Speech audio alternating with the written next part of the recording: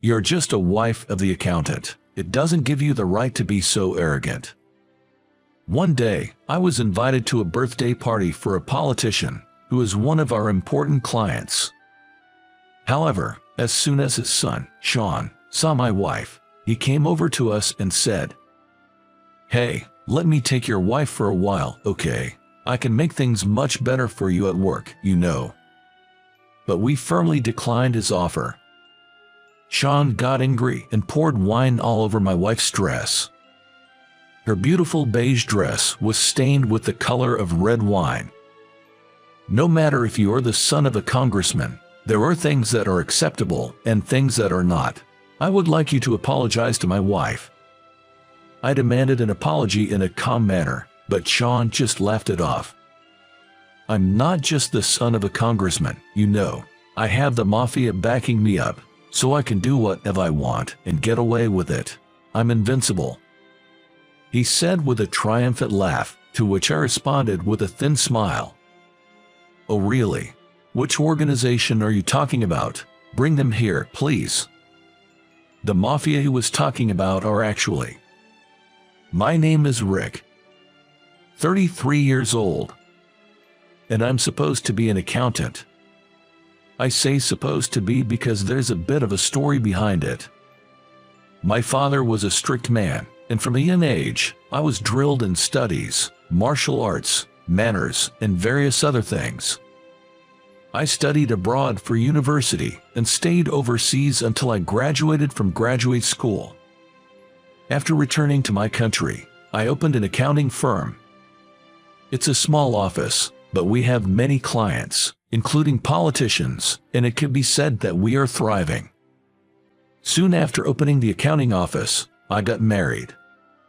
The woman who became my wife is named Gabriella.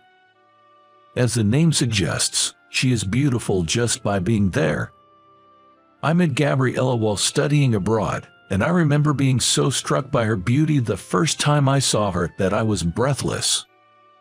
She was slender, glamorous, and elegant, and I thought I had never seen such a beautiful person before. I might say this about myself, but I have a very ordinary appearance. Average build, not handsome but not ugly either. No particularly notable features. But I also consider that to be my weapon. In my line of work, it's better to not stand out unless necessary. That's what I think. But when I met Gabriella, I sincerely wished I had the outstanding looks of a Hollywood actor. And now, I'm married to Gabriella and living a happy life. Life is indeed a mysterious thing. We've been married for 7 years now. We don't have any children yet, but we live in harmony. One time, we were invited to a party by one of our clients, who is a politician. It wasn't one of those fundraising parties that are often talked about, but a birthday party for the politician. It was supposed to be a very private gathering, but being a politician, it turned out to be quite a grand affair. I wore a designer suit, and Gabriella wore a dress to the venue. While I in my suit might have gone unnoticed, I could tell from the moment Gabriella stepped out of the car that she was drawing looks from everyone around. And no wonder. After all, she is my pride and joy. I had a proud gleam behind my silver-rimmed glasses. Today, Gabriella is wearing a beige dress that isn't too flashy. It's a choice that won't stand out too much but can still liven up the atmosphere, as she isn't the main character of the event. The dress itself is a strapless, bare shoulder style. This skirt length extends to below the knees. To match the beige of the dress, she's wearing heels with a simple design that aren't too high. This might seem too plain, but she's layered it with a fluffy chiffon fabric short top. I'm explaining this in such detail, but it's all coming from Gabriella. I've been made to study various things by her, but I'm certainly not that knowledgeable about women's fashion. These things tend to go in and out of fashion quickly, after all. According to Gabriella, it's supposed to create a sheer effect, But all I know is that no matter what dress she wears, Gabriella looks beautiful. Beneath the layered sheer top, Gabriella's beautiful, smooth shoulders are subtly visible. The fluffy layer on top of the sleek dress only reveals the silhouette of Gabriella's radiant skin, creating an incredibly beautiful look. Upon closer inspection, it's quite sexy, but since Gabriella's makeup is subdued today and her hair is styled in a simple curly look, she appears nothing but elegant. You look amazing, Gabriella, as always. I say, honestly impressed, when she shows me the final look at home. Oh, please, flattery will get you nothing more than a hug. Gabriella jests in response to my compliment, coming in for a light hug. She's perfect in every way. That such a woman as my wife still feels unreal to me. Shall we go then? I'm sure you'll be the center of attention at the venue too. That wouldn't do. Today, it's Michael and his family who are the stars. Don't forget that. Gabriella says, intertwining her arm with mine. Even though she dressed with such consideration, Gabriella still ended up drawing attention. Had there been a Hollywood-level man by her side, they would have looked like stars on the red carpet. Unfortunately, it's just average me next to her. And right now, I'm grateful for that ordinariness. Gabriella is that radiant after all. Upon announcing ourselves at the reception, we were handed name tags. I affixed Gabriella's to her dress and clipped mine to my suit's chest pocket. I'm fine with it. Having a name tag on the chest pocket of a suit is quite common at gatherings. But the name tag on Gabriella's perfect attire seemed out of place. I couldn't help but sigh lightly. Gabriella probably knew why I sighed. She gave a soft chuckle. First, we went to wish Michael Simmons, the congressman and the star today, a happy birthday. Michael, thank you for inviting us to such a joyful occasion today. Happy birthday. Oh, Rick, thank you for coming with your wife. And Gabriella, you always look beautiful, but today you are especially stunning. Did you dress up like this for my celebration? Michael said, complimenting Gabriella as a formality, but the look in his eyes showed his sincerity. Well, Michael, you're quite the charmer. Thank you. Today's attire is for you, Michael, and your supportive family. Gabriella said with a full smile, then turned to greet Michael's wife standing beside him. Michael's wife is a former actress. Not quite a leading lady, but if you heard her name, you'd likely recognize her. Marrying Michael when he was still an up-and-coming politician brought her wider recognition. She retired from the entertainment industry upon marriage and is now acknowledged as the devoted wife of a prominent politician. Even in her 50s, her beauty remains intact. Gabriella's response to Michael was carefully chosen to ensure no one misunderstood her intentions. Such perfect consideration. After greeting Michael and his wife, we mingled with the guests at the standing party. With this, Gabriella wouldn't stand out any more than she already had. I let out a sigh of relief and my shoulders slumped a bit. From here on out, I decided to blend in with the many guests and enjoy the party at a leisurely pace until it ended. We went around the tables laden with various dishes and carried our plates to an available table that seemed suitable. What about drinks? I think we should probably avoid alcohol today. Gabriella said, though her gaze was fixed on the drink counter despite her words. Gabriella enjoys her drinks quite a bit. Especially at occasions like this, there's always a selection of fine beverages. Deep down, she probably wants to enjoy a variety. A little wouldn't hurt, right? But still. As long as we don't overdo it, it should be fine. Wait here for a moment. Saying that, I headed towards the counter, and Gabriella stuck out her tongue playfully.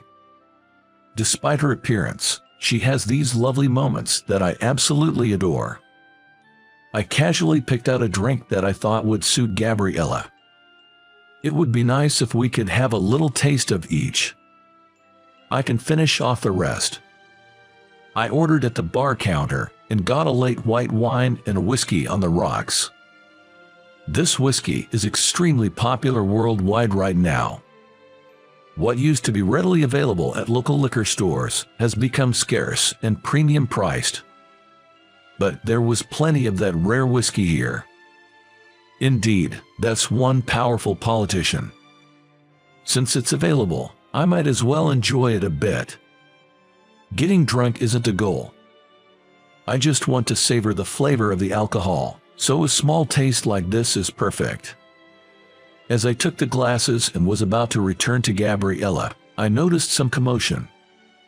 It seemed like someone was bothering Gabriella. I regretted leaving her alone. With her beauty, it was inevitable that someone with ulterior motives would seize the chance to approach her. I recognized the face of the man causing the trouble. It was Ulrich's wife. Waiting for Gabriella to be alone, Michael's eldest son, Sean, approached her with that line. "Yes, I am." "Just perfect. Let's have a drink together." Sean tried to put his hand on Gabriella's shoulder familiarly, but she smoothly dodged it. "I'm sorry, but I'm not much of a drinker." "If you can't drink, that's fine. Then, pour for me." He was treating Gabriella so bad. Holding glasses in both hands, I hurried back to Gabriella. "Rick." Gabriella noticed my return. "Excuse me, did my wife do something rude to you?" "I'm well aware there hasn't been any rudeness, but the person in question is the son of a client. It's necessary to handle the situation with courtesy." "No, I just asked your wife to drink with me, and she said she couldn't drink, but apparently it was a lie." Sean looked displeased as he saw the glasses in my hands and said so. "No, it's not a lie, she can drink, but we thought it best not to drink much today, so we're just having a small taste."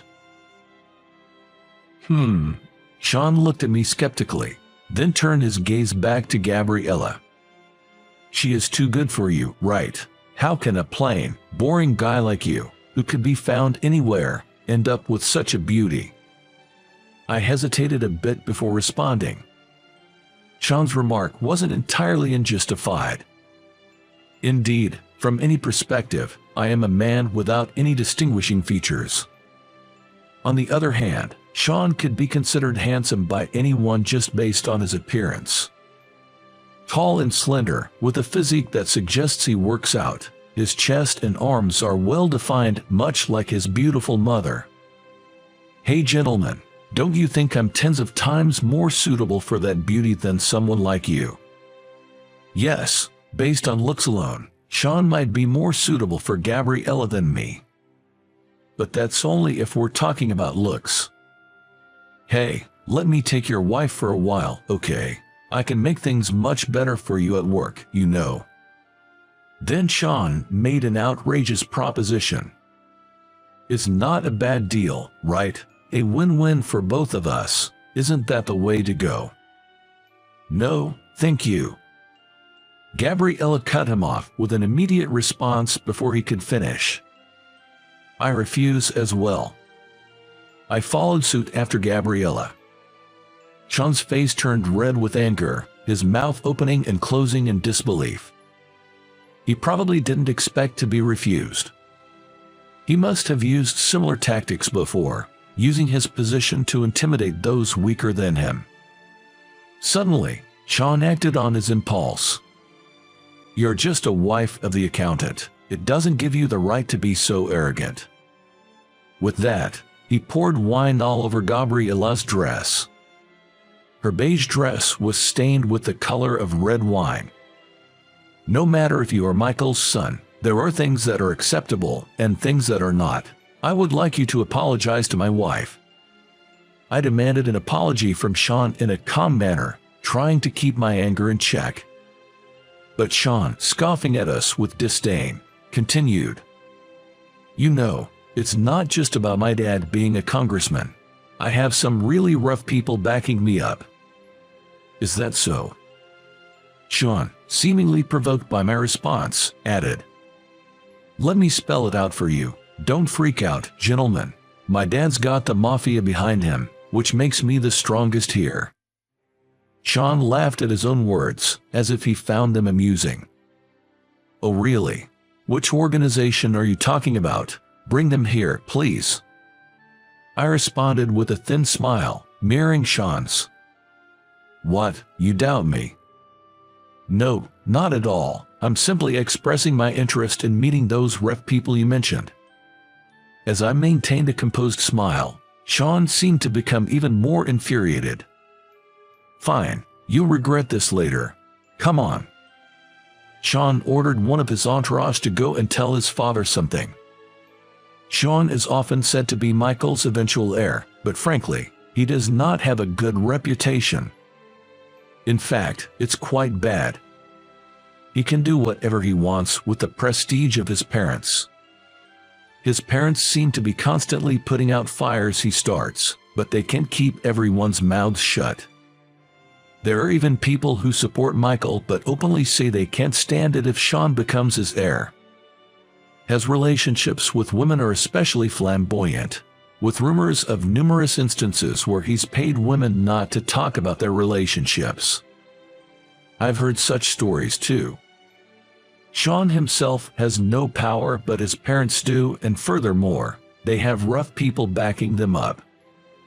From those facts, he must be mistaken that he has the power. That's a clear case of the ass in the lion's skin. Prompted by Sean, his minion ran off straight to Michael. Likely a routine they've performed countless times before. It was a rather impressive display of teamwork.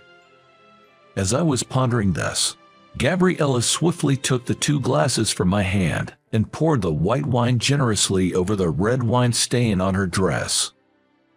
Sean was visibly shocked by this unexpected move. "Did you know you can dilute a red wine stain with white wine?" Gabriella said, and then she took a swig of the whiskey on the rocks. "Delicious. This is a top-grade whiskey, increasingly rare to come across these days. Michael really knows his stuff." Gabriella, with only the ice remaining in her glass, raised it in a toast, smiling beautifully at Sean. Sean couldn't utter a single word, frozen in place like a statue. Sean probably thought that we, as a couple, would be terrified and immobilized by his words, but Gabriella's behavior took him by surprise. He likely couldn't comprehend what was happening. "It seems the whiskey's hitting me a bit. It's getting warm. Excuse me for a moment," Gabriella said, handing me the glass before starting to remove her wine-stained jacket. Her shimmering shoulders were then revealed. Sean was captivated by her radiant, pure white skin. But on that pristine skin, something began to emerge. "What's that?" Gradually, the contours took on color, and soon a stunning crimson rose appeared on Gabriella's right shoulder. Raised carvings. This technique is known as raised tattoo. Commonly referred to as tattoos or ink, those in the know prefer the term carvings. Gabriella's body bore these carvings from her right shoulder across her back and down to her left inner thigh, all adorned with crimson roses. Even Sean seemed to faintly realize that a woman with such tattoos was no ordinary person. His complexion turned pale. Gabriella, with a smile reminiscent of a celestial being, slightly lifted the hem of her suit to flash the rose on her left thigh at Sean. There was no need to give such a show to someone like him, though. That's what I thought, but the brief glimpse had a profound effect, turning Sean's already pale face completely white. By then, Michael, having been informed of the situation, rushed over to us. "Rick, I heard my son has caused some trouble." Michael was drenched in sweat. "Likely. Half of it was cold sweat. "Sean, what have you done?" "Well." Sean trembled under Michael's stern gaze. He had likely been indulged as the heir, getting away with anything up until now. This was probably the first time he had seen his father in such a state. "Michael, it's nothing serious. The young master just accidentally spilled some wine, that's all," Gabriella said with a smile. "Yes, it's nothing significant, just a minor mishap, like from a child." "Yes, just that, but what the young master said afterward, that's what's concerning us. We heard your son boasts of close ties with some rough individuals. We're quite curious about who they might be. We'd love to meet them." Hearing our words, both Michael and Sean seemed to tremble even more. Perhaps even Sean was starting to realize who I really was. "I'm terribly sorry." Michael deeply apologized. "It's my lack of oversight. I'll rectify his behavior immediately. Please, I beg of you, be magnanimous." His words trailed off into incoherence. "Take Sean away." Michael ordered his secretaries to take Sean somewhere out of sight. "It's a family matter now, Gabriella. We should probably take our leave," I suggested. "Yes, I think so, and we got to enjoy some fine wine," Gabriella agreed. We left the rest to Michael and exited the venue. The rough person Sean mentioned was actually me. Officially, I run an accounting firm, but behind the scenes, I'm involved in what you might call the economically literate mafia. When I was born, my father, discerning that the mafia world couldn't sustain itself as it was, rigorously trained me as his heir. And Gabriella, too, comes from a mafia family. Her father was a mafia member from the good old days but seemed to have realized that they couldn't continue that way. Both our fathers bet on our marriage for survival, marrying their children to each other. Due to various complications domestically, our meeting and subsequent marriage took place overseas.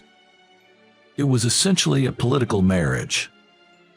However, I fell in love with Gabriella at first sight.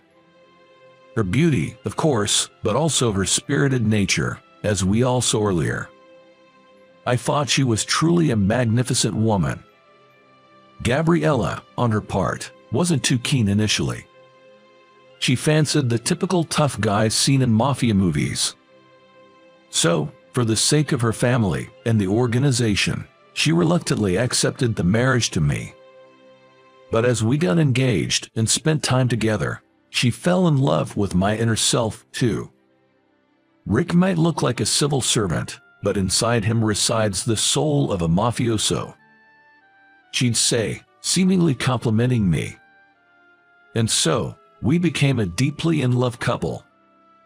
Now, we can imagine life without each other, such is the depth of our mutual affection.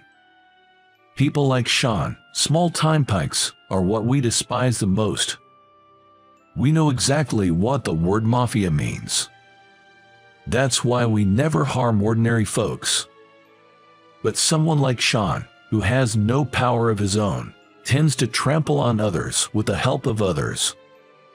Michael, keeping someone like him as the heir, we see their future not good, you know.